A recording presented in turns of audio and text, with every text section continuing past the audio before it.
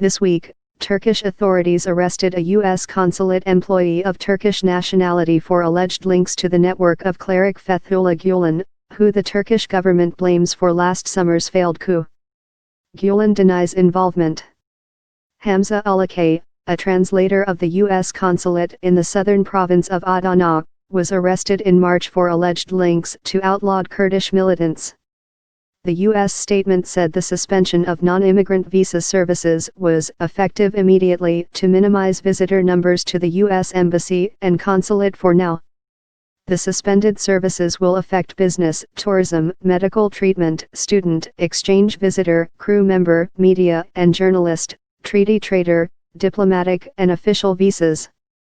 Relations between Turkey and the U.S. have been tense over disagreements on Syrian Kurdish militants, which the U.S. backs in the war against the Islamic State group.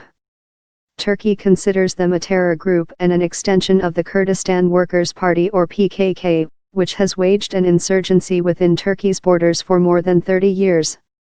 An infamous brawl during Turkish President Recep Tayyip Erdogan's visit to D.C. in May led to an indictment charging 19 people, including 15 Turkish security officials, of conspiracy to commit a crime of violence.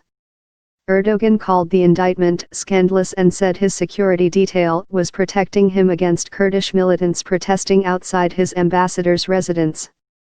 U.S. pastor Andrew Brunson, who has lived in Turkey for over 20 years, has also been behind bars for a year for alleged links to Gulen.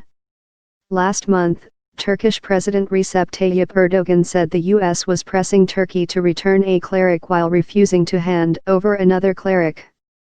More than 50,000 people have been arrested and 110,000 have been fired from government jobs as part of a state of emergency declared after the failed coup in Turkey.